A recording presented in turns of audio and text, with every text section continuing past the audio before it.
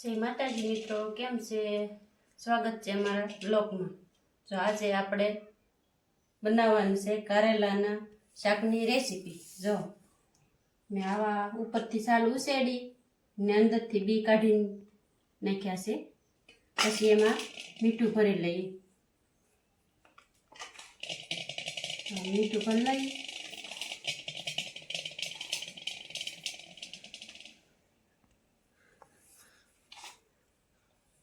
બધા કારેલામાં મીઠું ભરાઈ ગયું છે. હવે આપણે આને બાફવાના છે. તો આમાં મેકી દઈએ કુકરમાં. 2 સીટી વગાડી નાખી. કુકરમાં મેકી 1 ગ્લાસ પાણી નાખી. થોડુંક કુકર આપણે એને બાફવા મેકી દઈએ.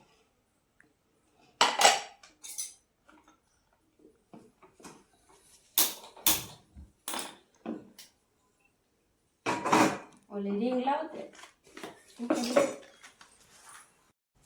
જો મિત્રો, કારેલા બફાઈ ગયા છે. હવે આવા સરસ મજાના આવા કંઈક થઈ ગયા. જો હાથે ભાંગી જાય છે. પછી હવે આપણે ચણાના લોટનો મસાલો બનાવી નાખીએ. તમને વધારે મસાલો ગમતો હોય તો વધારે ચણાનો લોટ નાખવાનો.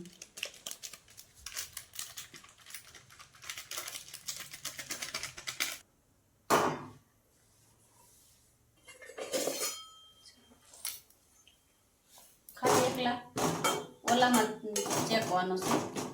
કડીક તેલ નાખવાનું છે. 1 પાવ તેલ નાખવાનું. 1 જાજુરી નાખવાનું.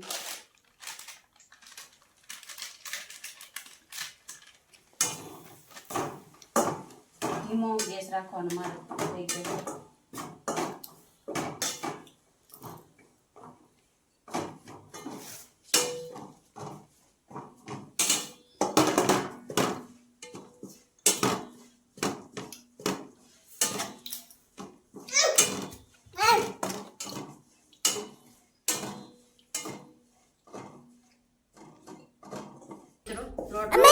જેવો તેવો શેકવાનું હોય.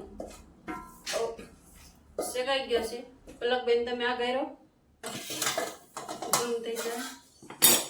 અને હવે ઠરવા દેવાનો. કડીક આપણે ગરમ છે બહુ વસ્તી. આમાં હવે આપણે મસાલા નાખી દઈએ. એડ કરી દઈએ.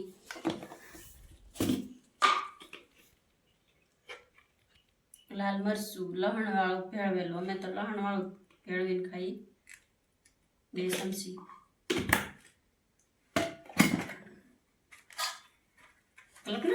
પલક ગરમ છે બેટા. ગરમ છે. ધાણા જીરું, હળદર, હિંગ ને આખું જીરું નાખીએ ને તો સ્વાદ મસ્ત આવે.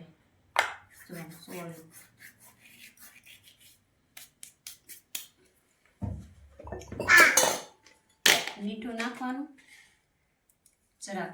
પેલા આપણે કારેલા બાફા એમાં નાખેલું છે એટલે આમાં મસાલામાં થોડુંક નાખવાનું. એમાં આપણે તેલ નહીં નાખવાનું. ખાંડનું પાણી કરેલું છે મેં, એ નાખવાનું. આપણે ભળે ને એટલું. આખી ખાંડ નાખીએ તો ઓગળે નહીં પછી, એટલે પાણી કરવું પડે.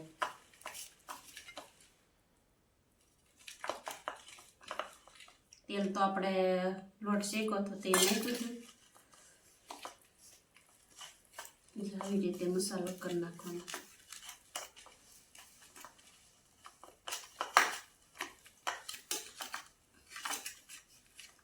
પલક આખી ગરમ છે એટલે બહુ કરવા દીધો નહીં આપણે.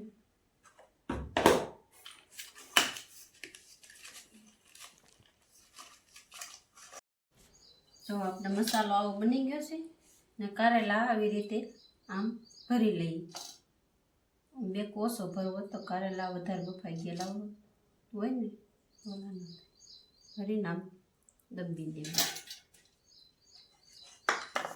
સાથે તેલ મેં મૂકી દીધું છે ગરમ. કારેલા ભરીએ તો તેલ આવી જાય એમ.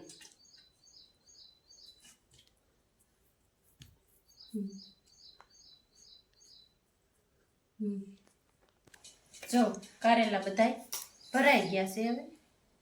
હવે આપણે જોઈએ તેલ આવી ગયો કે નહીં. જીરાનો વઘાર કરીએ. ખાલી જીરું જ ત્યાં આમાં રાઈ ન હોય. આવી તો ગયું છે. હિંગ નાખીએ. ધાણા જીરું, હળદર. હવે આમાં આપણે કારેલા ભરેલા મેકવાના છે ધીમે આંટીમાં. બધા મૂકી દેવાના.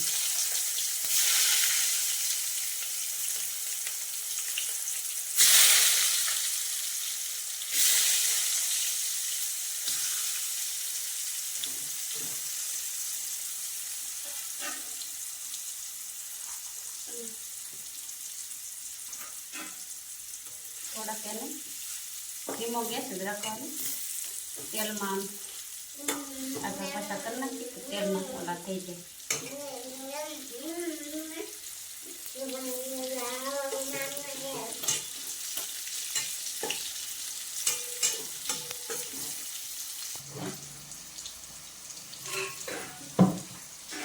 હવે આપણે આમાં થોડુંક પાણી નાખી દેવાનું છે. આપણે ડોયો કર્યો હતો ને, મસાલો બનાવ્યો હતો ને, એમાં પાણી નાખી દઈએ તો એ બધું મસાલાનું તાજો રવાનો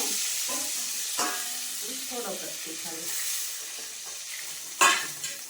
હવે આને 5 થી 10 મિનિટ આમ કારેલાનું શાક તૈયાર. જો મિત્રો, આપણે કારેલાનું શાક તૈયાર થઈ ગયું છે. કેવું લાગ્યું કોમેન્ટમાં જણાવજો. તો ચાલો મિત્રો, કારેલાનું શાક ખાવા. તમને કારેલાનું શાક ભાવે કે નહીં કોમેન્ટમાં જણાવજો. Bye bye.